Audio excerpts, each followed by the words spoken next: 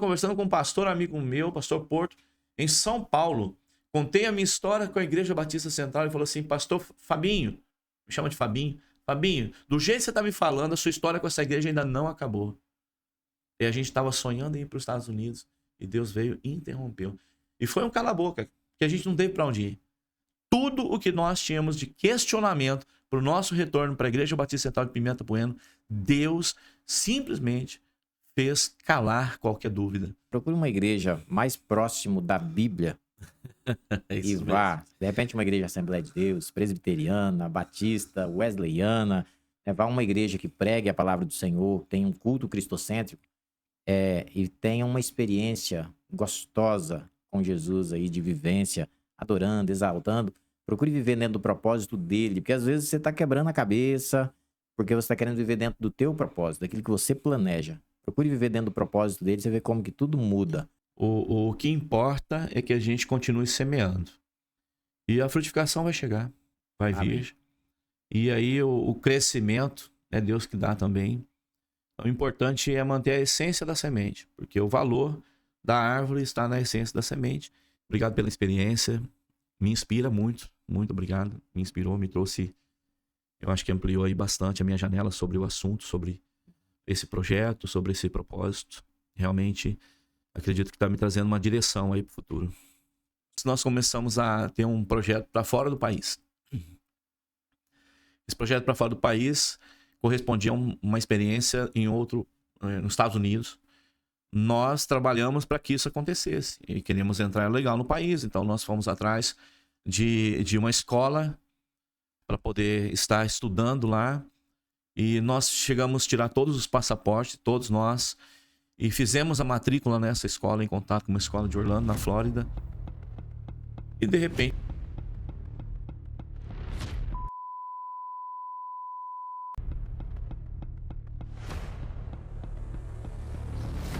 Olá, Brasil! Chegando para mais um Embaixada Cast. Eu sou o Cleuber Freire.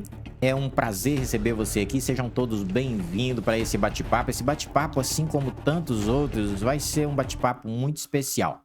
Estou aqui com um convidado, meu amigo, pastor Fábio, Igreja Batista Central, ali em Pimenta Bueno. Pastor Fábio, seja muito bem-vindo ao Embaixada Cast. É uma honra, uma alegria recebê-lo aqui.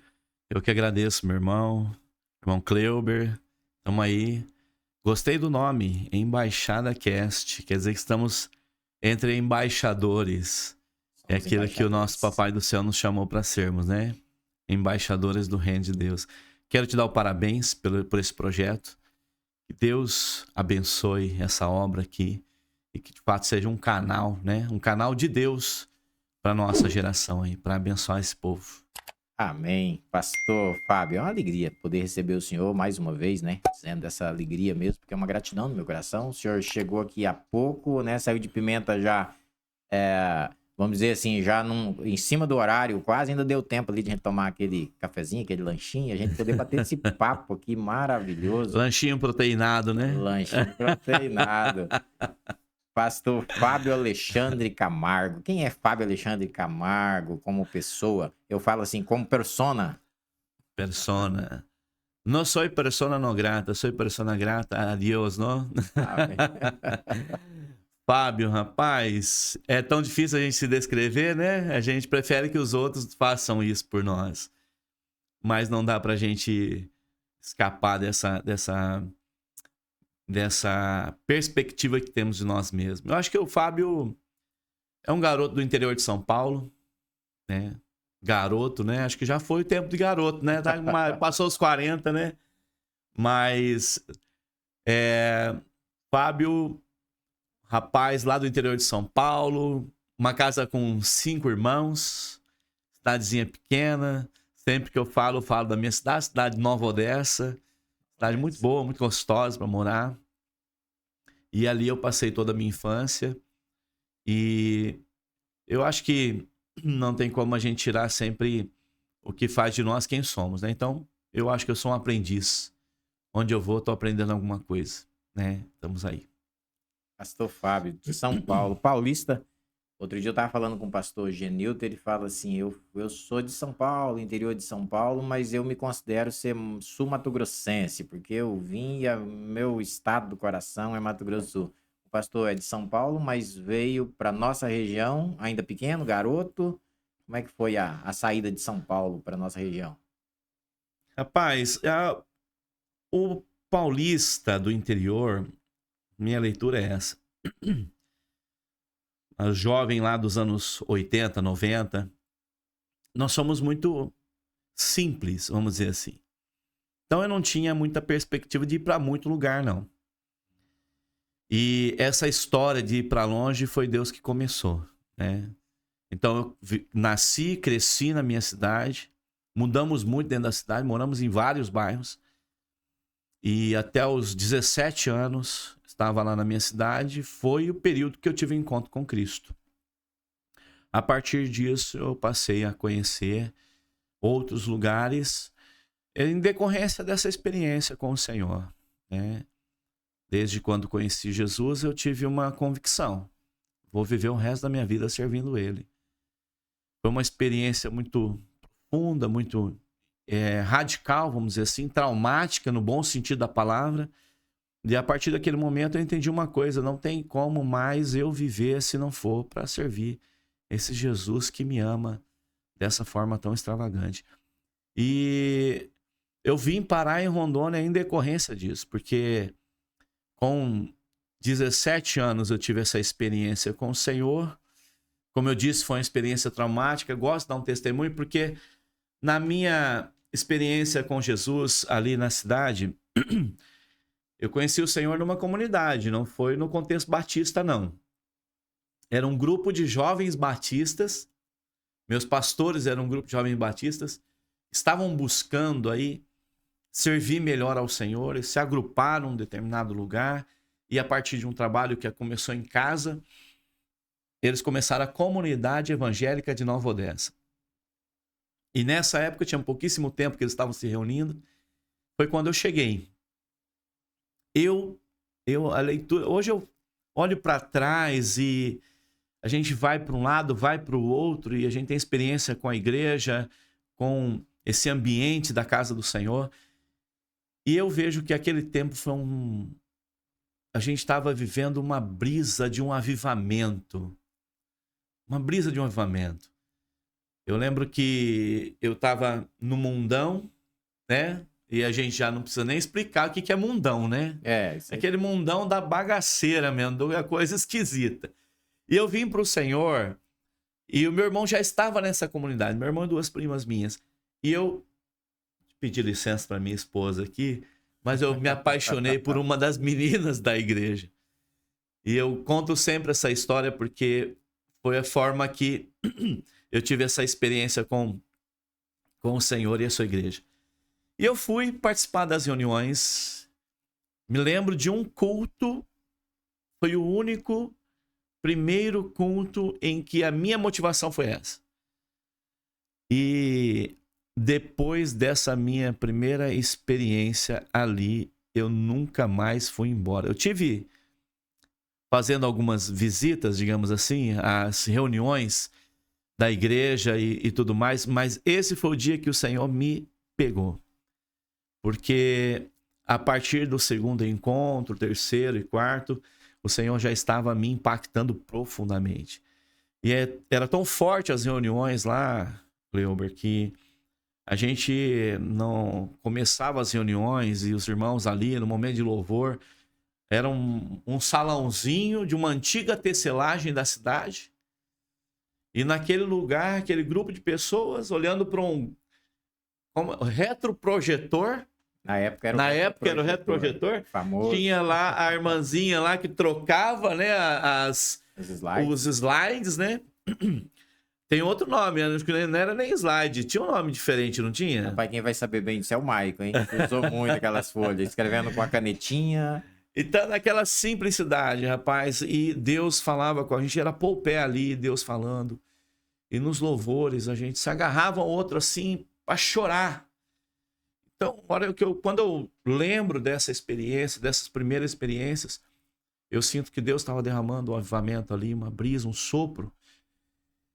E nesse período, eu tive aquela experiência impactante, sabe? Quando você tem a convicção de que você é um pecador, mas ao mesmo tempo você é inundado pela graça de Deus. E isso durou meses. Todas as palavras eram para mim e aquilo foi me impactando. E nessa minha experiência ali na comunidade, eu tive uma convicção muito forte de que a minha vida, a partir daquele momento, era para servir Jesus. Uma paixão também pelo Senhor, um amor assim. A gente sabe que tudo isso é o Senhor quem faz, né? E naquela época eu me lembro de uma semana eu estar assim com o coração bastante reflexivo sobre essa questão de um chamado, de um ministério, de servir a Deus. Eu acho que a questão ministerial ainda era uma coisa desconhecida para mim. É vontade de servir. E eu me preparando para sair, fui tomar um banho. E naquele banho eu lembro que eu orava ao Senhor. Senhor, eu quero te servir. Não importa, eu achava que ser pastor era vaidade demais para mim. Então eu queria servir em qualquer situação. Naquela semana, meu pastor foi compartilhar uma palavra, não me esqueça, ele disse assim, há algum tempo, não sei se ele usou a palavra, alguns meses, Deus tem falado comigo para trazer uma palavra para a igreja. E eu não consigo mais segurar e eu tenho que falar essa palavra. Ele compartilhou a palavra em Isaías 61. O Espírito do Senhor está sobre mim. O Senhor me ungiu para pregoar as boas novas do Senhor, o ano aceitável do Senhor. E nessa palavra, ele faz um apelo. O Senhor quer te ungir para a obra que ele tem te chamado. Foi o momento que eu entendi que o Senhor estava me chamando. E é por isso que eu falo que começou essa história de sair da minha cidade, lá do interior de São Paulo, começou com o agir de Deus. Eu tive uma experiência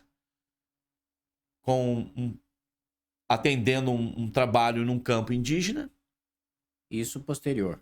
Isso, Então, vamos parar um pouquinho aqui, volta um pouquinho atrás. O senhor disse que tinha em torno de 17 anos a idade, o senhor estava na adolescência para a juventude, da adolescência para a juventude. Antes dessa idade, a experiência de fé ou alguma religião em casa na infância, com pais, teve alguma? Nós tínhamos a nossa vozinha, e a nossa vozinha, ela era católica, devota, e ela tinha, lá na nossa cidade, tinha aquela procissão da Romaria. Eu era muito criança na época e não tenho muita recordação, mas eu ajudava ela a dar uma limpadinha nas santas, nos objetos lá que ela tinha, lá na santinha, nas imagens. Aquilo para nós era a nossa realidade e essa era nosso contexto familiar, era de uma família, digamos assim, tradicionalmente católica, não muito praticante, mas eu cheguei e fui coroinha na igreja matriz da cidade e assim vai, e nós começamos a ter uma influência para a palavra do evangelho, que a gente, vamos dizer assim, a experiência com Jesus, a partir de uma vizinha nossa. Essa nossa vizinha era um casal, né? Muito crente. Eles participavam de um grupo da igreja na cidade, um grupo bem pentecostal. E ela evangelizava a minha avó, minha família, nos levava para as escolas bíblicas. Eu tenho uma experiência, com Cleuber, que como que Deus é Deus de mistério mesmo, que tem coisas que a gente de fato só vai entender na eternidade. A minha vizinha levava a gente para participar desses encontros e nós tínhamos 6 anos, 7 anos, eu e meu irmão mais novo. O senhor disse que é de 5, família de 5 irmãos? 5 irmãos. O mais novo, depois vem eu. De cima para baixo eu sou o quarto. O quarto, aí tem o quinto, que é o Claudião. E aí, nessa experiência, nós participávamos das reuniões, participávamos da salinha das crianças. E eu não me lembro necessariamente de uma palavra que foi dita, no sentido assim de guardar aquilo na memória, mas de alguma forma aquelas reuniões tinham uma presença. Eu não sei descrever como que eu, como uma criança, que eu sentia que Deus estava naquele lugar, que Deus tinha um povo na terra. E aquilo marcou eu pro resto da minha vida. E eu fui ter essa experiência com o Senhor, eu acho que 10 anos depois, né? E foi quando eu comecei a sair um pouco mais de casa em nome dessa disposição para servir. E dentro desse assunto, os irmãos, quando o senhor chega na comunidade, tem o quebrantamento, esse envolvimento, alguns dos irmãos do senhor também o acompanhou ou acompanharam? Para falar a verdade, eu fui o último. Os outros foram antes. Foram antes. Eu tinha trabalhando o coração deles antes do seu. Minha irmã mais velha teve uma experiência, né, com o Senhor, numa igreja batista, lembro até hoje, igreja batista Bela Vista, na cidade de Nova Odessa. Eu tenho meu outro irmão, João Paulo, que está aí no meio dos 5. Ele teve também a sua experiência numa igreja batista. Meu irmão mais novo, Cláudio, teve uma experiência com o Senhor. E o meu irmão mais velho está aí. Nós estamos crendo que no Senhor será arrebanhado também pela graça, misericórdia e pelo Espírito Santo. Aí eu vim em decorrência praticamente do testemunho do Cláudio. Porque o Cláudio, eu e ele, nós éramos companheiros da noite, das coisas que a gente fazia junto nas madrugadas, né? Então a gente saía para curtir, vamos dizer assim, entre aspas, né? E a conversão dele foi muito radical também. E aquilo me impactou bastante. Um garoto que ele não tinha... era um cara totalmente desvirtuado. E aí, daqui a pouco, a única coisa que você ouvia dele era Deus, Deus, Deus. Deus fez isso, Deus faz, Deus, a obra do Senhor. E o cara estava transbordando da experiência dele com o Senhor, que foi muito impactante para mim. Mexeu muito comigo. Pastor, é linda essas histórias, né? A gente ouve essas histórias e nós já vivemos isso algumas vezes com outras pessoas e hoje tu vives isso com outras pessoas constantemente. Agora o senhor sendo um agente direto de Deus, a gente vai chegar lá, é claro, mas eu cortei e fiz o senhor voltar atrás aqui quando o senhor falou a respeito da saída daí de São Paulo para outros lugares. E aí, na continuidade, agora o senhor, um homem mudado, porque nasceu de novo, é um novo nascimento para uma nova vida, e aí o senhor agora sai vamos dizer assim, sai do ambiente onde o senhor foi criado e onde o senhor teve essa mudança. E aí, como é que é o Fábio daí para frente? Rapaz, foi um grande desafio, porque para mim, que era muito bairrista, né? A gente quase não saía para nada. Dentro do estado de São Paulo mesmo, quase não ia para canto nenhum. Mas aí eu conheci pessoas que estavam já em pleno voo com relação à obra de Deus e que me influenciaram muito. Surgiu uma necessidade no campo missionário, mas não para missionário. Eu vou deixar bem claro aqui. Mas para eu atuar como professor. Tinha um casal de missionários que trabalhava com o povo Parecis, Halit, aqui no Mato Grosso, região de Nova Lacerda, Conquista do Oeste. O povo Parecis é um povo indígena. Povo indígena Parecis, da aldeia Juininha, né? Aldeia Três Lagoas, também uma aldeia muito próxima. Também ali nós tínhamos dentro desse mesmo... Desculpa, é Mato Grosso do Norte ou Mato Grosso do Sul? Do Norte. Só para uma cidade mais conhecida, Pontes Lacerda, certo. Essa região aí. E surgiu essa necessidade e eu me dispus. Foi quando eu tive a minha primeira, saí com 19 anos de casa. Eu ia falando, nós tínhamos também um contato com o povo Nambiquara, que também é daquela região ali. Aquela região é o seguinte, tem essa BR que sai de Rondônia até Comodoro. E aí, Comodoro, você pode... À sua esquerda, você vai para... Mundo Novo, Sapezal. Sapezal. E se segue, você vai passar por Nova Lacerda, Conquista do Oeste, Pontes Lacerda, Cáceres e assim vai. E essa que vai na direção de Cáceres ela divide praticamente o ambiente ali geográfico, porque de um lado você tem o Vale do Guaporé e à sua esquerda, para quem está indo, você vai ter a Chapada dos Parecis. No Vale do Guaporé, você vai ter boa parte dos povos de aldeias dos Nambiquara, que é um povo diferentíssimo do povo Parecis. O povo Parecis, ele habita ali o Cerrado, que é um chapadão, parece uma savana, e o Nambiquara estava ali, tinha um contato com os Nambiquara, mas eu trabalhei especificamente com o Parecis. Ali eu trabalhava como professor, dando aula de 1º ao 4º ano. Culturas diferentes. Os Nambiquaras e o Parecis. Completamente diferentes. Completamente E diferentes. você foi para lá para lecionar, primeiro, vamos dizer assim, o 1º grau, para os meninos, provavelmente as crianças, né? Sim. E a serviço da igreja? Foi através da igreja ou não? Não necessariamente.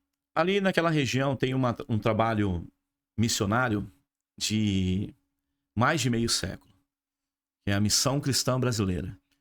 E a Missão Cristã Brasileira, ela teve origem, ela nasceu de um trabalho feito por um casal de missionários holandeses, pastor Gustavo, e a irmã Jane Brinsken. Eles, há meio século atrás, vieram para o Brasil e começaram a trabalhar naquela região, evangelizando fazendas e criando esse contato com povos indígenas. Depois, evidentemente, mais de 2 décadas foi quando eu apareci por lá. Então, o contato era com a Missão Cristã Brasileira, que é esse trabalho feito por missionários originalmente holandeses. E ali, junto aos indígenas, tu permanece de quanto tempo? Muito tempo? Foi pouco tempo, mas muito intenso. A realidade de um ambiente desse é diferente. Você vive coisas assim que você... parece que eu passei lá anos. Eu fiquei entre o mês de maio e dezembro. Voltei e depois fiz um outro período atendendo, substituindo professores. Mas a intensidade de como é vivido ali é muito forte. Pastor Fábio, tem um amigo meu que trabalhou com indígenas e ele me falou, senhor, agora eu vou até tirar essa dúvida contigo a respeito disso. Ele disse que trabalhar com indígenas cria um relacionamento e acho que a palavra correta é empatia, né? Compaixão por uma outra pessoa. E diz ele que é tão forte que passa anos, décadas e você não esquece daquele povo. Aí vem a minha pergunta. Esse povo que o senhor trabalhou com ele naquela época, o senhor ainda tem algum contato? Voltou lá depois disso? Como é que é o seu relacionamento? Isso é muito verdade. Né? Depende da maneira ou como aconteceu esse contato e a experiência, isso nunca acaba mais, porque realmente é duradouro. Não só da nossa parte, mas eles também não te esquecem mais. Você vai ter os dois lados da moeda também, porque os indígenas também passaram por outras situações que marcou negativamente. Claro. Eu lembro até que eu conversando com um dos meus amigos lá, e finado Germano, muito querido, um índio Pareci, trabalhava para a FUNAI. Eu falei, Germano, rapaz, como que é, né? Tem branco que não gosta muito de índio. Ele falou assim, rapaz, mas isso é relativo. Porque para mim tem branco que eu não engulo, não é mais nem pintado de ouro. Ou seja, da parte do índio também, cara, tem essas marcas, esses traumas de ter gente que realmente eles não vão com a cara e não se dá bem. Mas a partir do momento que você tá ali e você tem uma missão e você tem um propósito, e isso fala mais alto e é o que vai nivelar o relacionamento com o povo, isso faz toda a diferença. E eu realmente marcou, inclusive o nome do meu filho mais novo tem o nome do povo Halit. O nome dele é Daniel Halit. Justamente porque eu quis trazer essa marca para minha história. Que legal. Então isso tem mais de 20 anos e até hoje eu recebo convite para estar com eles lá. Inclusive há uma semana eu estive na aldeia recentemente, passamos lá um final de semana com eles. Foi uma benção. Pastor, e como que é esse povo lá hoje? Como que é um povo que vive como nós vivemos na cidade? A tecnologia chegou lá, eles têm internet, energia. Atualmente eles estão assim, como que eu posso dizer, mais aculturados à nossa realidade. Não dá para dizer que é 100%. Não, uma hora você se surpreende. Porque você tem uma cultura milenar. Recentemente eu fui numa conferência. Aí na conferência lá eles estão... Na minha época, que eu acabei de contar aqui, é a época que não tinha nem energia solar lá. Celular nem imagina. Eu tava trabalhando na aldeia naquele tempo, eu fiquei sabendo da queda das Torres Gêmeas 3 dias depois, 2001. 2001. Uma equipe da FUNASA apareceu lá para fazer um serviço, um trabalho na aldeia e me trouxe a notícia. Eu falei, rapaz, que isso? Fiquei chocado, porque eu não tive nenhuma informação.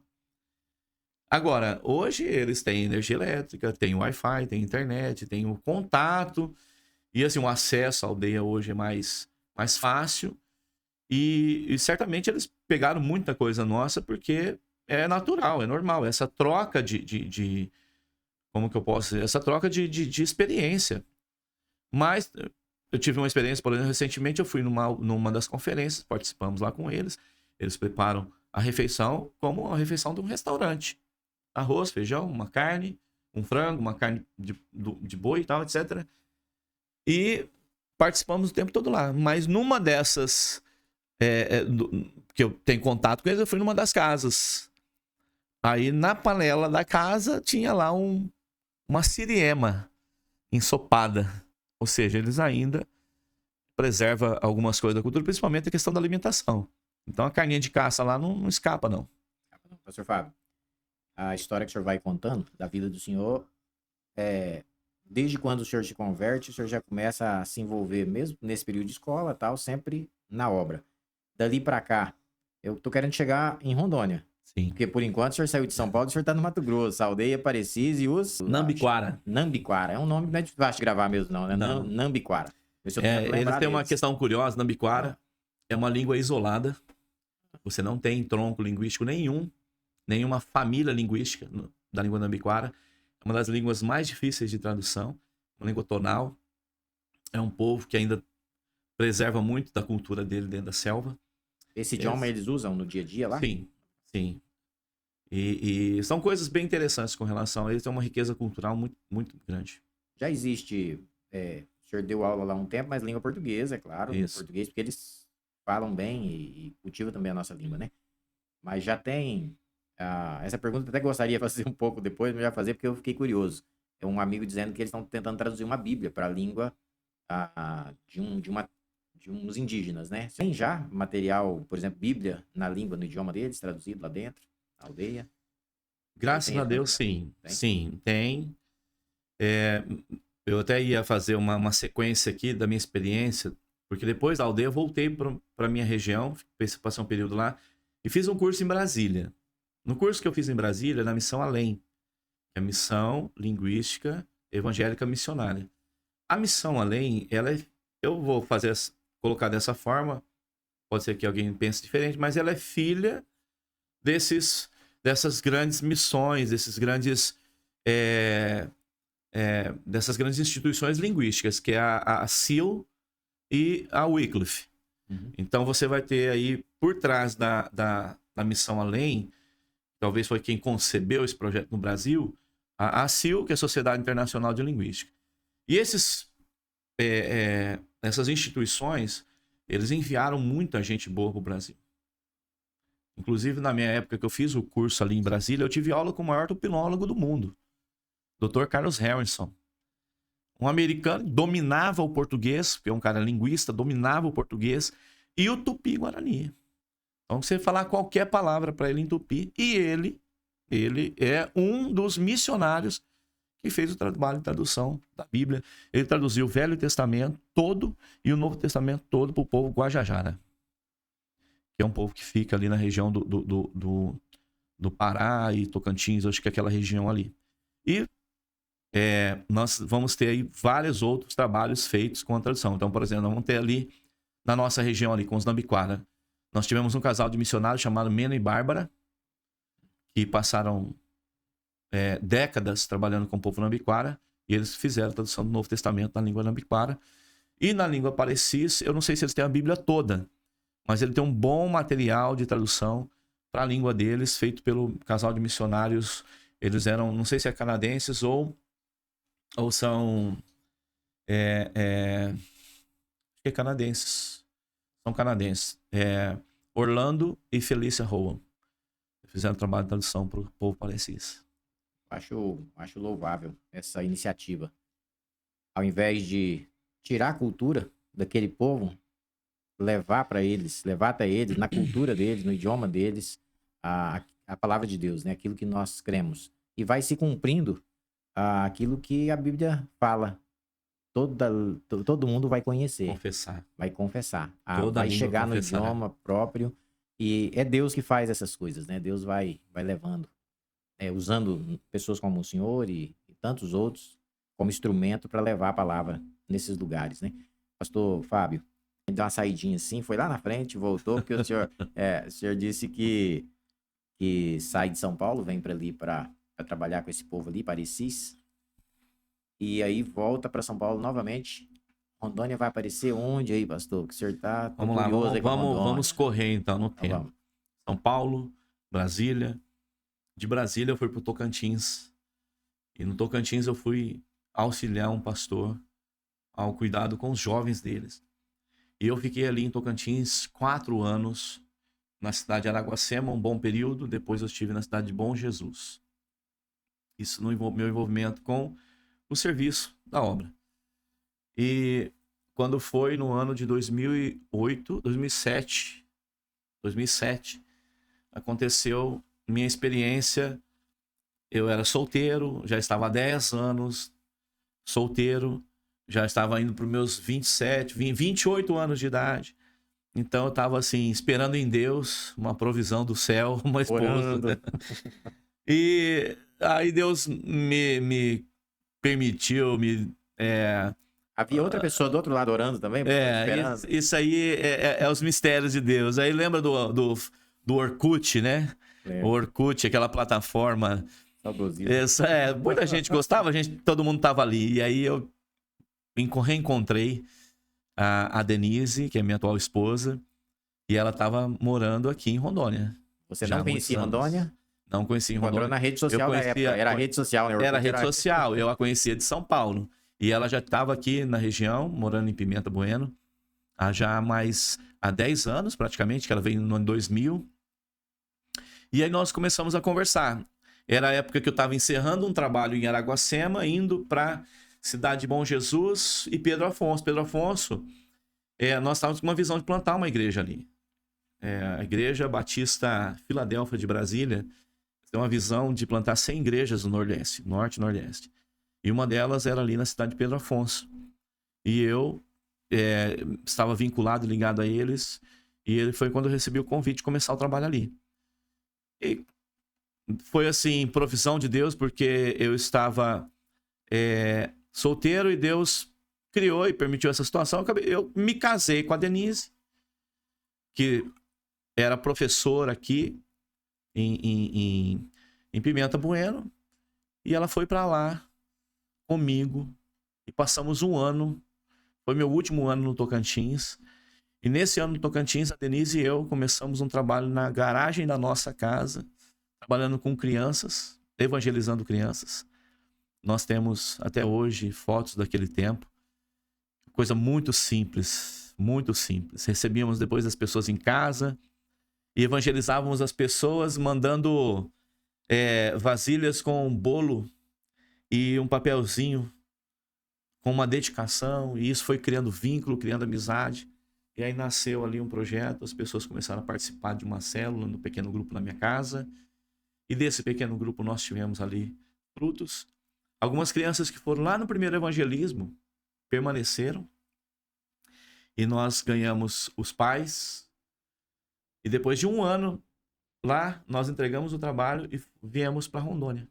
Foi aí que foi a minha vinda para Rondônia foi em decorrência do meu casamento com uma moça que estava em Rondônia já há muitos anos. Pastor Fábio, o senhor usou a palavra Orkut. Aí Orkut tinha umas comunidades. Eu não sei como que chegou a conhecer a Denise no Orkut. Mas ela era cristã já era uma pessoa crente. Sim. E o senhor lá, mas quando vocês começaram a conversar no Orkut, vocês já tinham essa identificação como pessoas cristãs? Sim. Era dentro de comunidade? O que acontece? O Orkut tinha um perfil. Tinha. No perfil do Orkut, você colocava tudo aquilo que orbitava a sua vida ali. Se você, professor, você colocava as fotos do seu trabalho, Isso. fazia faculdade, etc. Quando eu reencontrei a Denise, aquilo que estava emoldurando, né, o perfil da Denise, era exatamente aquilo que eu estava buscando numa mulher. Porque ela era uma moça temente a Deus, ela estava envolvida com trabalhos de evangelismo, tinha paixão por missões, pela obra de Deus. Eu acredito que o propósito une pessoas. E aí eu abro aqui um espaçozinho pra gente falar um pouquinho só da rede social. E eu fiz essa pergunta porque eu queria brincar aqui um pouquinho, até de maneira. Eu quero fazer até de forma cômica aqui. Meu filho fez 16 anos agora. E outro dia ele falava pra mim que, o Nicolas falava assim, que nós não tivemos problema com rede social na nossa geração. Porque hoje, rede social hoje, de alguns anos pra cá, ela tem sido uma ferramenta que se usa de todas as formas, inclusive de maneira ruim, pro lado mal. E a rede social, quando ela chegou, MSN, o Messenger, o Orkut, né? Essas primeiras redes sociais, havia algumas outras ali, mas era muito difícil até da gente ter acesso, porque um computador era muito difícil da gente comprar. Mas o que eu chamei a atenção para esse assunto, porque não sei se o senhor tem essa sensação, mas eu tenho que nós éramos mais sinceros, as pessoas eram mais Sim. simples e havia. E como o senhor viu o perfil da Denise ali, o senhor podia confiar que aquele perfil era verdadeiro. Sim. E hoje é muito difícil, nós temos muito problema com rede social. Hoje, porque há muito perfil falso. E agora com a chegada da inteligência artificial, então, nem se fala. Então hoje você vê um perfil de uma pessoa, para os jovens, a gente fala, e até eu queria que o senhor deixasse uma palavra para a juventude, para ter cuidado até com a rede social, porque você não sabe se aquele perfil, com todas aquelas, a bio, né, com todas aquelas informações, se ela é real ou não é, devido ao aumento enorme, né, da multiplicação dessa ciência que chegou, né, no nosso meio. Eu vejo que na questão das redes sociais e do acesso a muita informação e esse envolvimento, porque hoje o celular está na mão de todo mundo, né? Não precisa ser adulto, você tem muita criança acessando as redes sociais pelo celular em casa ou no computador, etc. E eu vejo que virou um ciclo, né? Você tem pessoas adoecidas em decorrência de uma imersão num ambiente tecnológico em que as pessoas não estavam preparadas para aquilo. Essa imersão, você vai ter aí síndrome do pensamento acelerado. Em decorrência do quê? Rapaz, você vê esses pequenos vídeos de 1 minuto, e isso é uma estratégia de quem está publicando para te prender, para ter sua atenção ali. E aí você vê 100 vídeos em 10 minutos de temas diferentes, mas cada um deles com uma injeçãozinha de dopamina, e isso vai pegando a galera e vai adoecendo um pouco. E aí você tem um povo já assim, e essa turma vai jogar tudo as suas, como que eu posso dizer, feridas emocionais, elas vão traduzir isso tudo nas redes sociais delas. Verdade. Existe a rede social tem essa dinâmica de esconder a realidade que as pessoas estão vivendo, né? E as pessoas nesse campo realmente não são muito francas, né? E acabou aquela época que se a gente quisesse conversar com alguém, tinha que pegar a bicicleta ou andar um bom tanto a pé, bater palma na frente da casa, esperar o colega sair, sentar na calçada e conversar, né? Então essa era das redes sociais, e vai piorar, porque é um mercado. É um mercado, está enriquecendo pessoas.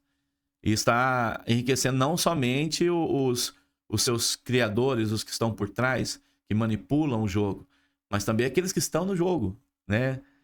Antigamente, as pessoas que nos influenciavam eram as pessoas que realmente faziam grandes feitos e eram considerados como heróis da nação. Hoje são os influencers.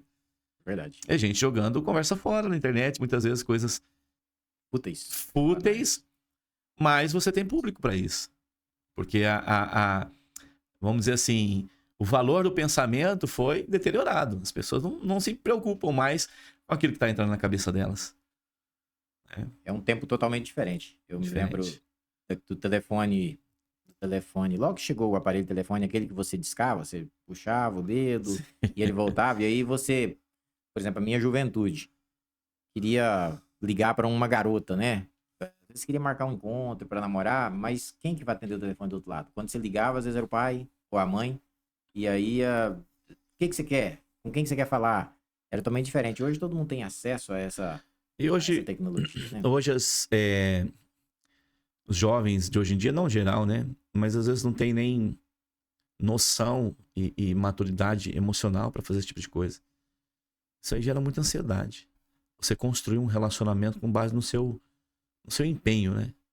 Hoje em Verdade. dia é só recadinho e perdeu-se o valor da relação. No sentido de você construir coisas que realmente você vai considerar que vai durar pelo menos tempo suficiente para que seja uma coisa que vale a pena, né? E é tão sério isso, que na escola, o tete a tete, esse papo que nós dois estamos tendo aqui, hoje, ele já quase não acontece mais. Ninguém consegue tirar tempo mais As para esse pessoas estão papo. se alienando. Eu fico feliz até de ver que programas como um podcast, que é um bate-papo, igual a gente tá vendo papo, algumas pessoas ainda ficam à frente assistindo, né? Mas a maioria das pessoas, eles não querem assistir o podcast inteiro, o contexto inteiro, e querem só os cortes mesmo, para depois ficar passando o dedo, vou ver se o Reels, o Shorts, né? E isso tende a piorar, como o pastor acabou de falar. Pastor Fábio, você volta para Rondônia já como pastor? Onde foi a tua consagração ao pastoreio? Nós viemos para Pimenta Bueno sem título nenhum. Eu não tinha passado por esse processo de concílio, ordenação. Não estava pastoreando como pastor, estava sempre envolvido a título de missionário, evangelista, etc. Inclusive a igreja lá, esse pequeno projeto de Tocantins, para a glória de Deus, permanece até hoje. A igreja lá tem 14 anos. Nós temos um casal de pastores lá que são preciosos, estão lá há mais de 10 anos. Então, mas nós não tínhamos, e também eu ainda estava no processo de definição para o ministério. Porque eu acredito que durante um bom tempo o prazer e a alegria minha era servir por servir mesmo. E depois Deus foi trabalhando essa questão de formalizar e vamos dizer assim, alinhar melhor a questão do meu chamado ministerial para a obra do ministério pastoral. Aí nós ficamos um período em Pimenta, passamos um período em Espigão do Oeste, tudo isso envolvido com o ministério e a obra, servindo ali nos bastidores, como líder de célula, etc. E aí, ao voltar para Pimenta Bueno, voltei como líder de jovens. Depois de um período como líder de jovens, surgiu a oportunidade de eu fazer um seminário, que foi um milagre, né? Porque nós não tínhamos seminário aqui em Rondônia. O seminário que nós tínhamos em Rondônia era em Cerejeira, se eu não me engano, e já havia sido fechado. E aí, mas o Seminário Teológico Batista do Mato Grosso, com sede em Cuiabá, eles estavam com um polo na cidade de Mirassol, no Mato Grosso. Foi quando eu comecei a fazer meu curso. Tinha que viajar aí 600 quilômetros, mais ou menos, uma vez por mês, para fazer meu curso de teologia. E foi quando eu fiz a minha formação, com vista ao ministério, mas da forma que aconteceu não era o meu previsto. Porque eu esperava ter uma experiência menor e mais, como dizer assim, dentro da minha realidade de uma pessoa inexperiente, começando agora. Mas ocorre que o meu pastor, ele entendeu que Deus estava direcionando ele para um outro projeto, e ele deu continuidade e foi para a cidade de Comodoro, onde ele foi atender a primeira igreja batista lá. Mas na saída dele, ele nos surpreendeu e solicitou que a gente pudesse assumir o ministério. Eu estava indo para a conclusão do meu seminário. A minha resposta é a mesma que eu sempre dei: eu estou aqui para servir. Estou aqui para servir. E desde então Deus nos conduziu para o ministério pastoral. Pastor, tem muitos tipos de história, né? A tua é uma história um pouco diferente das de muitos, né? Mas do resultado, vamos dizer assim, o fim dela é muito parecido com as dos demais. Não tem para onde correr, não tem para onde fugir. Meu irmão, tem gente que escolhe e tem gente que é escolhido. A partir do momento que você é escolhido por Deus, acabou. Não tem jeito. Não tem jeito, você não vai... E ele vai preparando tudo, né, pastor? Deus vai trabalhar. Vai trabalhar tudo. Pessoas, circunstâncias. Portas se abrirão, outras vão se fechar. Nós, quando a gente vai crescendo, até a gente falava um pouquinho antes aqui da gente começar o nosso bate-papo, que muitas pessoas Deus tira do propósito pessoal e coloca no propósito dele. Porque nós, às vezes, temos um propósito, um sonho, um projeto, a gente quer galgar, né, vamos dizer assim, algum cargo público, outros, né, até na vida pessoal mesmo, autonomia, né, ter uma empresa, mas aí Deus tem o propósito dele, e ele escolhe aqueles a quem ele quer, e coloca dentro do propósito dele, e é de uma forma muito natural para aqueles que, vamos dizer assim, se coloca à disposição. Isso é notório, né, E visível. o tempo é de Deus, né? Eu lembro que eu eventualmente comento essa situação. Eu não conhecia o Senhor, não conhecia Jesus, estava no mundo, era usuário, meus amigos eram desses encontros, desses momentos, e eu tinha para mim, eu tinha uma visão ou um entendimento de que um dia eu me tornaria um pregador do evangelho. Não sei de onde isso vinha. É claro que a gente sabe que é Deus que vai plantando sonhos no nosso coração. Mas você imagina você sonhar com algo que você desconhece completamente. E eu me via pregando a palavra. Eu me via pregando o evangelho. E isso no mundo. Então, para aqueles que é muitas vezes sistemático e acha que Deus faz as coisas dentro de uma cartilha, dentro de um quadrado, de uma coisa que é fácil de leitura, né? Mas eu tinha essa convicção antes de conhecer Jesus. Eu evangelizava pessoas, mesmo eu não sendo crente. Eu tive amigo meu que foi para a igreja antes de mim, porque eu dei uma palavra para ele. Agora, assim, isso é porque a graça de Deus, acho que já vem nos arrastando lá de trás. Na hora que chega a hora, Deus vai falar, é aqui, vai começar. E nesse sentido, por mais que você tenha dúvidas, você não duvida. Verdade. A gente pode ter dúvidas, mas a gente não pode duvidar. Ter dúvidas é como vai ser, quando vai ser. Agora duvidar, pensar, será que vai ser? Não. A gente pode duvidar, mas Deus vai conduzir os passos. Ele vai guiando. Vai guiando. Eu escutei uma mensagem, não sei quanto tempo tem, acho que tem um tempo já, e o pastor pregava dizendo que o Espírito de Deus, ele se comunica com uma alma que há dentro de nós. Ele tem uma forma de comunicação e às vezes nós, o humano, aquela natureza humana, as nossas vontades, nosso desejo, e aí é claro que é carregado do nosso eu, né? Às vezes ele atrapalha essa comunicação e a gente acaba não entendendo, mas essa comunicação do Espírito de Deus comunicando com a nossa alma, ela vai fazendo o trabalho de maneira que nós não entendemos e lá na frente a gente descobre, puxa, era Deus comunicando comigo, era Deus me falando quando eu estava lá e eu não sabia. Era o Deus que comunica com o ser humano. A gente tem a experiência, mas não tem o discernimento, né? Não tem a revelação. Né? E quando a revelação vem, você tem testificação. Isso me lembra muito Jonas. O livro de Jonas fala muito sobre essa questão. Jonas foi aquele que Deus deu uma missão a ele e no primeiro momento, pelo menos assim, a história mais conhecida, aquilo que a gente mais conversa é sobre o Jonas que, vamos dizer assim, rejeitou fazer aquilo que Deus tinha pedido para ele. Mas a história de Jonas é muito além disso, porque ela começa lá atrás, né? Cara, Jonas para mim é uma leitura da humanidade do homem egoísta. Tem tudo no livro de Jonas. Você vai ter propósito, você vai ter a vontade do coração de Deus, você vai ter uma geração perecendo. Você vai ter alguém que foi levantado por Deus para ser boca de Deus para aquela geração. Você vai ter a negligência em nome do seu egoísmo. Então, assim, o livro de Jonas, para mim, é muito atual e fala de muitas coisas da nossa realidade, do que nós experimentamos muitas vezes. E Deus quer culminar tudo, a nossa experiência, aquela experiência que ele é jogado no mar. Então, vamos lá. Você pega Jonas. Primeiro que ele tinha na identidade dele, no cerne da sua história, um chamado. Um chamado para ser a boca de Deus, para aquilo que Deus quisesse comunicar. E você tem uma realidade, ou seja, uma demanda urgente. Você tem toda uma cidade que vai perecer por causa do seu pecado. Então é a realidade nossa. Nós estamos convivendo com pessoas que elas só não têm essa informação, mas se elas morrerem agora, sem conhecer a palavra do evangelho, elas vão para uma eternidade sem Deus. Nós é que muitas vezes também não temos essa consciência, porque passamos por ela e não entregamos a palavra que precisa ser entregue. E Jonas estava preso ao seu próprio egoísmo. Só que não significa que Jonas também não conhecia Deus. Jonas o conhecia. Mas existe para mim, na minha opinião, existe uma diferença entre você conhecer Deus e ter um coração, só um coração com ele. E aí na experiência de Jonas a gente percebe o quê?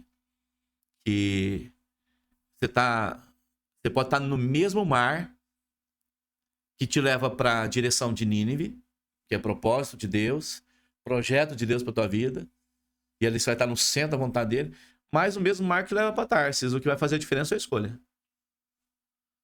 E Jonas escolheu. Ele escolheu o quê? O que era mais cômodo. Ele escolheu um lugar confortável e pagou por isso, tá? Quando Jonas paga pela viagem indo até Tarsis, eu vejo o seguinte: nós nos empenhamos muitas vezes a propósitos que nos afastam muitas vezes daquilo que é a vontade de Deus para nós. E não tem o pior lugar do que você estar fora da vontade de Deus, porque é o lugar que você mais vai ter o sono espiritual. Porque é ali que ele caiu num sono profundo, e o cara pegou no sono de maneira que nem a tempestade acordava Jonas. Tudo estava caindo à sua volta, e balançando. Porque Deus vai mexer a estrutura, cara. Deus vai mexer as estruturas. Deus vai mexer com pessoas. Às vezes o cara tá lá e... Rapaz, por que fulano de tal... ele tá me marcando? Parece que o ambiente aqui não tá legal. Mas Deus tá mexendo uma estrutura para tirar você de uma condição que ele não te colocou. E aí quem foi lá? Foi o chefe do navio. Teve que chacoalhar Jonas. O que acontece contigo? Agarrado ao sono, desperta. E aí vem uma palavra muito forte: invoca o teu Deus. É essa hora que Deus vem nos despertar. Misericórdia, né? Porque pobre é o homem que vive a sua vida e vê ela passando e não sabe o que é viver no centro da vontade de Deus. É o lugar do maior privilégio daqueles que já pisou nessa terra. E esse é um ponto interessante na história de Jonas, porque ele é levado a uma escolha. E eu acho que nós temos que chegar a essa escolha. Ou a gente começa com ela, ou seremos levados a ela. Qual que é a escolha? Entregar tudo. Entregar tudo. A experiência de Jonas de ser lançado ao mar, e foi ele que escolheu por isso, é uma experiência de cruz. É uma experiência de redenção. Ali morreu Jonas para a sua vontade, para poder viver a vontade de Deus. E ele foi levado para onde? Ele não ficou na superfície. Foi pro fundo, né? Foi profundo. Para profundidade. Você sabe que essa é a medida de Deus, né? Onde você já não consegue mais calcular nada. Altura, extensão, porque a profundidade, você não tem mais apenas o 2D, 3D. É uma dimensão que você não tem mais como medir. E na superfície não tem nada para nós. E aí Deus leva ele ao profundo com ele. E quem que manda o grande peixe lá tragar Jonas? É o próprio Senhor. Então eu vejo que o grande peixe, ele é ali a representação do propósito de Deus. Quando somos totalmente envolvidos por esse propósito e levados a cumprir aquilo que Deus nos chamou para fazer. Mas tem um momento de crise aí, porque Deus fala com a tempestade, ela obedece. Deus fala com a planta, ela obedece. Deus fala com o verme, ele obedece. Mas quando falou com o profeta, não obedeceu. Então, a crise na igreja é quando toda a criação está glorificando o Senhor, mas a própria igreja não o glorifica. Verdade. E o resiste. Por isso nós temos que ser lançados a essa polpa do navio, onde somos lançados na soberania de Deus. E eu vejo que é um momento de cruz, e é bem forte a oração de Jonas ali, porque ele fala uma coisa bem profunda. Ele diz assim: as tuas ondas me cercaram. As tuas enchentes, me envolveram. Então Jonas tinha clareza do seguinte: o que está acontecendo comigo é Deus que está fazendo. E ele fala uma coisa: lançado estou nos teus olhos. Jonas estava dizendo assim: eu não tenho mais o domínio de nada. Tudo que eu sou está nas tuas mãos. Vai ser do teu jeito. Jonas me fala muito ao coração, justamente por causa dessa profunda experiência dele com o Senhor. Pastor Fábio, tem pessoas que acham que Jonas é um ser quase que mitológico. Hoje, quantos Jonas existe? É muito Jonas. No início da história de Jonas, por que Jonas, a birra dele contra Nínive, ou por que ele não quis obedecer ao Senhor? E a vontade no coração, o desejo no coração dele é que aquele povo, um linguajar bem tosco, aquele povo se lascasse mesmo, aquele povo se desse mal. E hoje tem muita gente que tá tipo assim, eu não tô nem aí, o mundo tá descambado mesmo, não adianta fazer nada, e tão, mais uma vez, negando, ou vamos dizer assim, não obedecendo o chamado do Senhor, né? É quando o crente reduz o propósito de Deus para a vida dele à sua salvação. A salvação é um meio pelo qual Deus te coloca no centro do propósito dele. Então, Deus te salvou para um propósito. Então, para Jonas, ele e a nação dos judeus, sendo o povo de Deus, bastava. O resto era pagão, era idólatra, tinha que perecer. Então, muitos crentes, né? E eu digo assim que boa parte da igreja, a sua maior satisfação é a sua salvação e não necessariamente a vontade de Deus. Porque o propósito de Deus não é nos salvar. Só me salvar. O propósito de Deus é nos colocar no centro da tua vontade e nos tornar um mediador de uma palavra de reconciliação. Se fosse assim, Deus podia tirar todo mundo e levar para perto dele, porque tanto fazia. Mas se estamos aqui é porque o propósito permanece. Outro dia alguém falava até numa rede social, num podcast mesmo, e deu bastante debate, né? Ele queria trazer você para um propósito, porque ele tem um plano de salvar muita gente, você tem que estar dentro do propósito dele para ele te usar. Senão ele não vai cumprir o propósito maior dele, que é que nenhum homem se perca, que todos conheçam a Jesus. Exato. Então, enquanto você não entender que você é apenas uma ferramenta, um instrumento na mão de Deus para a salvação, você vai viver infeliz, fugindo. E não só, olha só, tem uma outra situação que eu posso dizer assim, que é caótico com relação à realidade de Jonas. Quando ele tem aquela experiência com a planta que cresce e o abriga do sol, da luz do sol, traz um frescor e depois logo perece, ele se irrita com Deus. E ele vai ter aquela conversa com Deus, ele fala uma coisa muito forte, ele fala assim, eu te conheço. Sei que tu és Deus clemente, misericordioso e que te arrependes do mal. Olha só o que ele está dizendo, cara.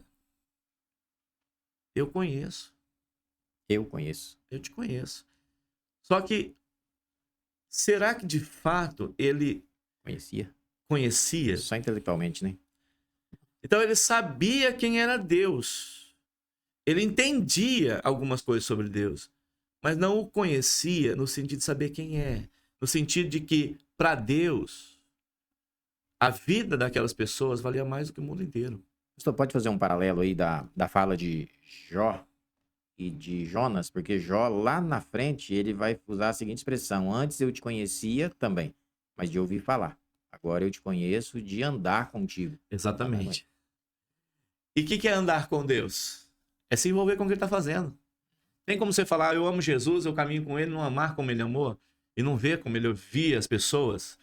Como que Jesus andou? Ele andou por um propósito, para fazer a vontade do Pai, movido de compaixão e entregue à vontade do Pai. E se nós dizemos que nós andamos com Jesus, como diz João, olha, se você diz que o conhece, você tem que andar como ele andou. E andar igual Jesus andou, está envolvido com o que ele está fazendo. É muito interessante a ênfase que a Bíblia dá nesse conhecer a Deus. O profeta Oséias, né? Conheçamos e prossigamos em conhecer ao Senhor. Porque às vezes nós achamos que já conhecemos ao Senhor e paramos por aí. E você falou de um texto que para mim é muito forte. Oséias 5, final do Oséias 5, logo Oséias 6. Porque se você vê o que Deus fez com Israel ali, você vê o que Deus mexeu na vida daquelas pessoas, com um único propósito. O único propósito de Deus, trazer o povo para perto dele, para conhecer a ele. Não era para o povo voltar ao sacrifício, para o povo voltar às agendas do templo, para o povo voltar a oferecer carneiro. Não, era para voltar para ele. Ele fala assim, eu irei e voltarei para o meu lugar. Vou dar uma dose de ausência da minha presença, para que eles entendam que sem mim eles não podem viver. Agora você imagina a obra, o trabalho e o que Deus operou na vida daquelas pessoas para um único propósito: trazê-los para perto.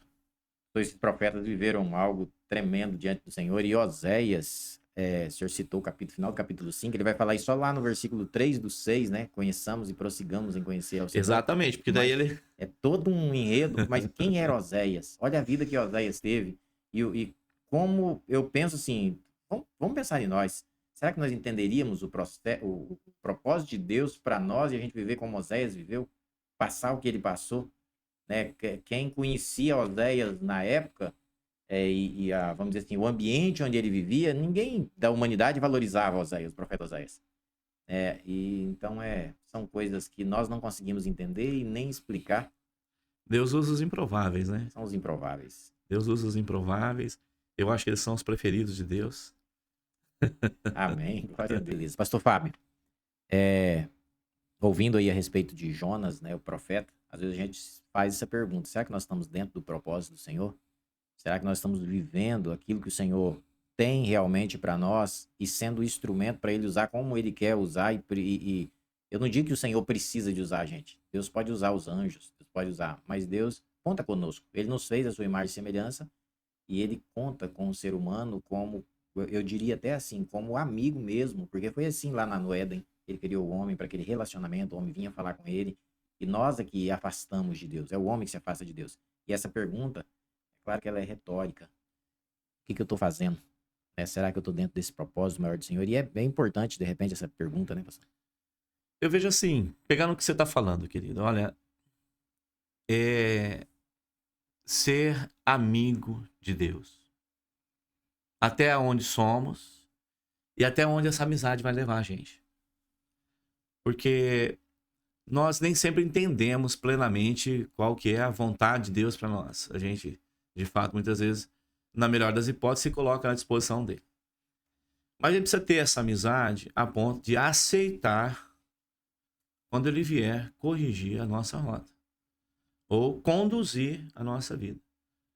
De não sermos, assim, resistentes em qualquer mudança de curso. Então você pega a história de Lázaro, era amigo de Jesus. Mas será que todo mundo está disposto a ser amigo, tão amigo assim de Jesus? Porque olha como Deus provou Lázaro, como Jesus provou Lázaro. Será que a gente tem essa extensão de amizade com Jesus a ponto de deixar ele fazer a nossa história ser contada como foi contada a história de Lázaro? O amigo que estava doente e que Jesus foi informado da sua doença, quase à beira da morte, e Jesus não lhe atendeu, deixando que ele morresse, para que a glória de Deus fosse maior na sua morte do que na sua vida. Verdade. Então nós temos que ter essa amizade na certeza do seguinte: eu preciso me preocupar menos em como ele está fazendo e descansar mais na certeza de que é ele que está fazendo. Então, se a gente olhar para ver e ver que é ele que está fazendo, ainda que a gente não entenda o que está sendo feito, a gente vai confiar porque é ele que está fazendo.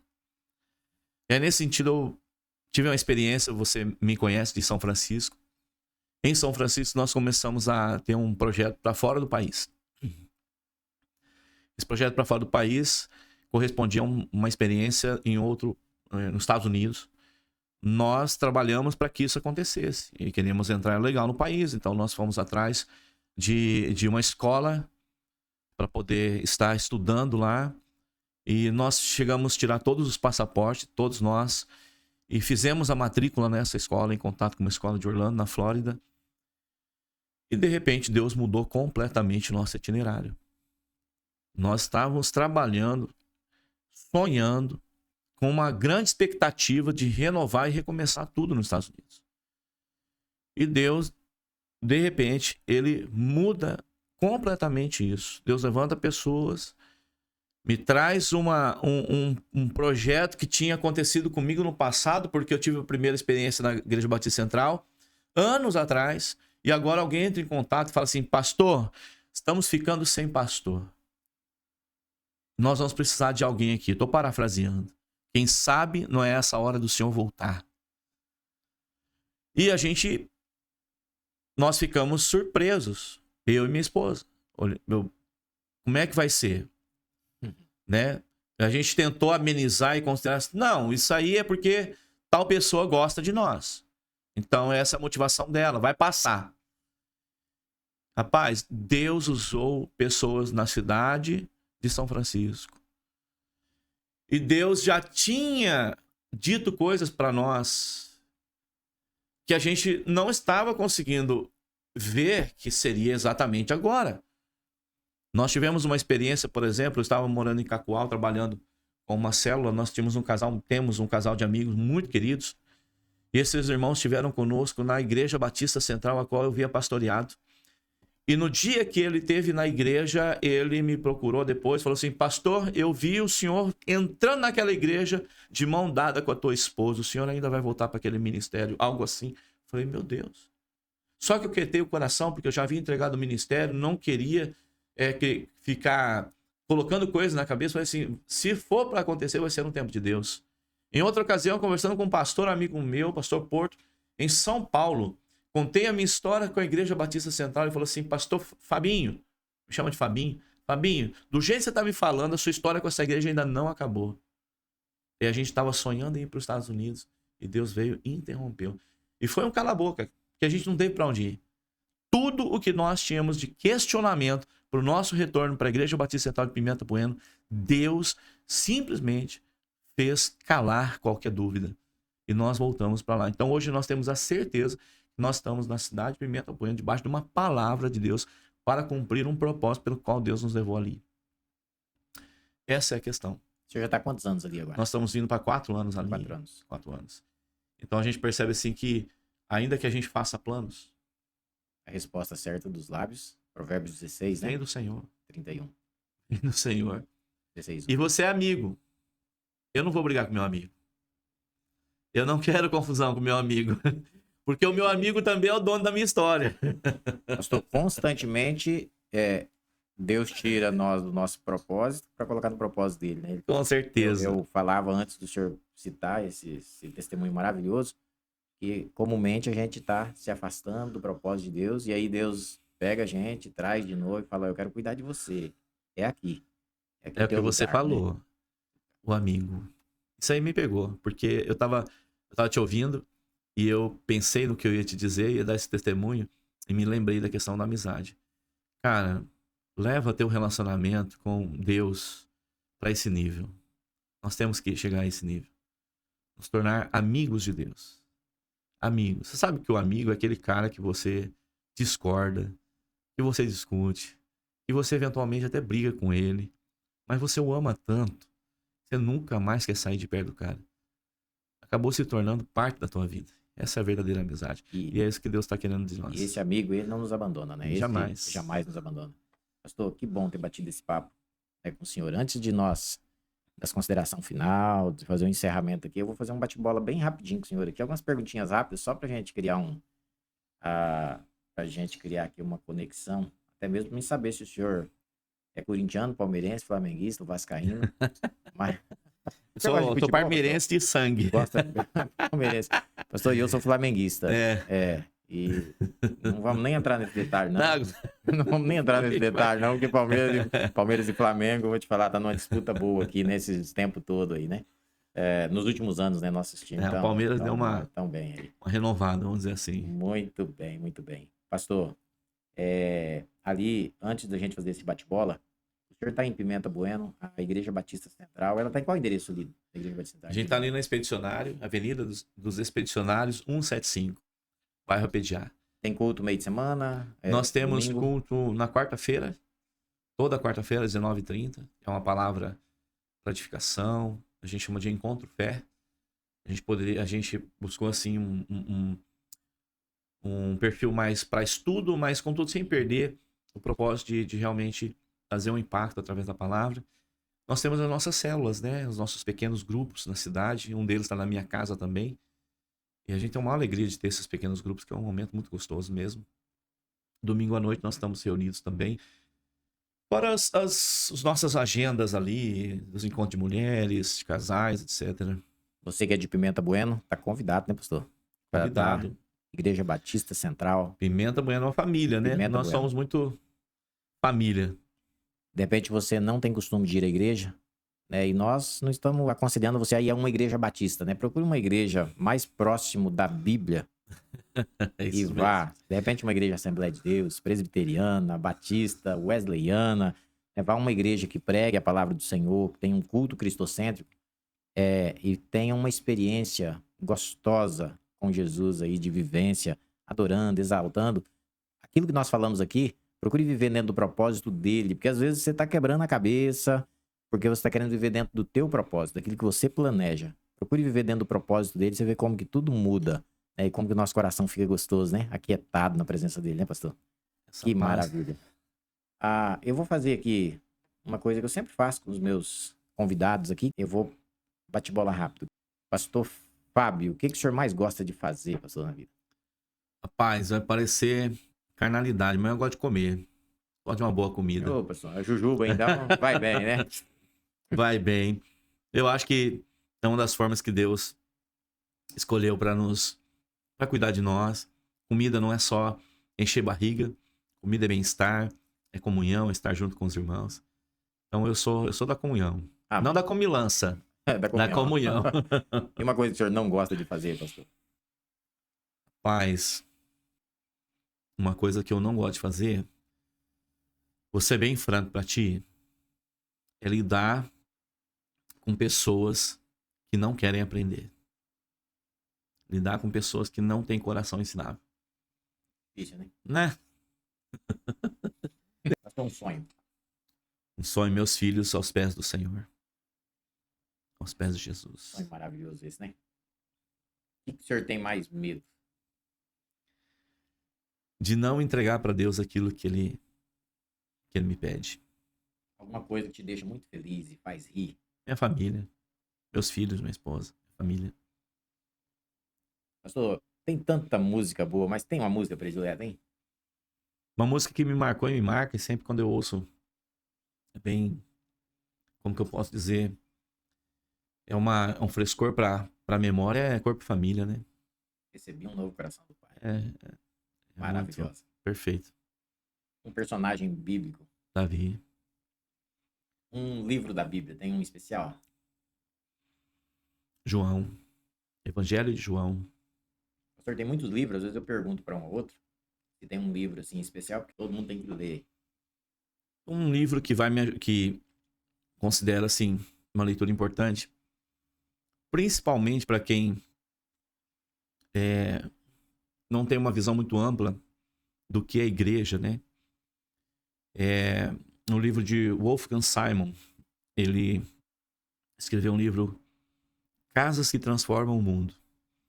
O cara conseguiu traduzir em palavra a essência da igreja nos lares, uma visão muito linda. Casas que transformam o mundo. Casas que transformam o mundo de uma forma muito simples.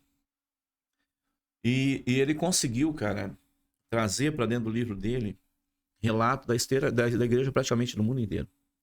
Muito bom, muito. E é um livro que tem essência. Que tem essência. Não é para você aprender alguma coisa. É para te instruir. Muito bem. Uma certeza, pastor. O amor de Deus. Pastor, se fosse para você se definir com uma palavra, qual seria essa? Um barro na mão do oleiro. Barro na mão do oleiro. Agraciado por Deus. Um barro na mão do oleiro. Não sei se o senhor está sabendo, pastor Fábio, mas nós vamos embora desse mundo, né? A gente tá indo, tá morrendo. Qualquer momento, né? Quando nós vamos pensar numa palavra aqui que o senhor gostaria de ouvir, se pudesse ouvir depois que morresse, porque não vai ter como ouvir, que alguém falasse a seu respeito, o que seria? Qual seria a palavra? Ele se parece com Jesus, se parecia com Jesus. Eu acho que esse é o nosso alvo, né? Parecer com Jesus. Semelhança do Senhor. Só que isso não é a gente que diz, né? Não. Isso quem tem que dizer é os outros. E aí, deixa para Deus escrever a história. Muito bem. Pastor Fábio, foi bom demais ter o senhor aqui. Muito obrigado por esse tempo que nós passamos junto. A nossa ideia aqui, o bate-papo, inicial. Um outro dia a gente vai ter um tempo maior para a gente aprofundar em algum tema, mas hoje a ideia era essa. A gente criar uma conexão também com nossos ouvintes.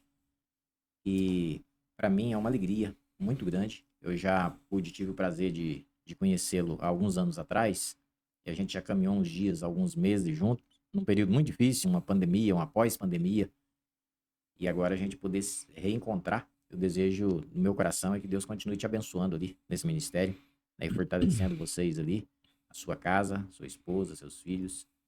Que o Papai do Céu, que sempre proveu todas as coisas, continue te sustentando ali, porque vem dele, nos Amém. sustenta. Amém. Eu que agradeço.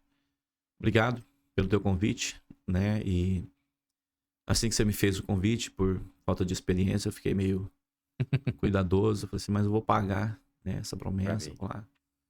Vou lá cumprir. A Bíblia fala pra gente não dever nada pra ninguém a não ser o amor, né? E eu não podia fugir, deixar de servir vocês aqui. Pastor, e nas suas orações, lembre de nós, Sim. porque nós temos uma dificuldade, pastor.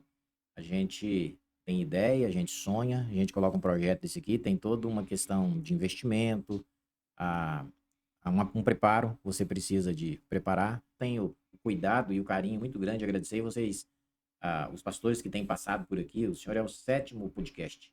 4 pastores apenas passou por aqui. Então, eu tenho um cuidado e uma gratidão. Eu quero agradecer sempre pela vida de vocês, porque quando eu fiz o convite para algumas pessoas outro dia, a primeira pergunta que eu recebi foi o seguinte: quantos mil seguidores você tem? Quantos mil inscritos você tem no teu canal? Não é sobre número. Não é sobre número. E também o meu propósito e o propósito daqueles que passam por aqui, e eu quero ter essa identificação. Aliás, se não quiser bater papo comigo, não tem problema. Não precisa. Eu quero que venha aqui quem queira bater papo e quem queira passar alguma coisa, agregar alguma coisa na vida do próximo e levar algum conhecimento ao próximo. E eu falo, não é sobre número, só que o número, ele é uma consequência daquilo que nós fazemos. Nós começamos pequeno, nada começa grande, nada nasce grande. E aí eu agradeço a Deus por aqueles que estão aceitando o desafio de, mesmo sabendo que eu não tenho milhares e milhares de seguidores e de inscritos, mas que nós temos um propósito no nosso coração. Não é sobre quem sou eu, é sobre quem ele é. E se nós pudermos levar essa mensagem sobre quem ele é, não é quem é o Senhor. O Senhor é apenas uma ferramenta, como ficou bem esclarecido hoje, nessa noite aqui. Um bate-papo muito gostoso. E eu fiquei muito feliz de saber que o Senhor tem essa visão, de estar dentro de um propósito daquele que é maior do que nós, que controla todas as coisas. Isso é maravilhoso. Deus abençoe. Se quiser fazer alguma consideração final, a gente vai fazer o fechamento agora. Sim, quero dizer que é o começo, né? E a gente tem que sempre olhar que aquilo que Deus coloca na nossa mão é uma semente. A Bíblia fala que Deus dá semente ao que semeia e pão ao que come. E a dinâmica da semente tem essa perspectiva de que ela contém o potencial de crescimento, né? Então, o que importa é que a gente continue semeando. E a frutificação vai chegar, vai vir. E aí o crescimento é Deus que dá também. O importante é manter a essência da semente, porque o valor da árvore está na essência da semente. E eu creio que esse é o projeto que essencialmente nasceu para a glória de Deus. Amém. Muito obrigado por você ter ficado aqui até esse momento, né, ouvindo aqui o nosso bate-papo.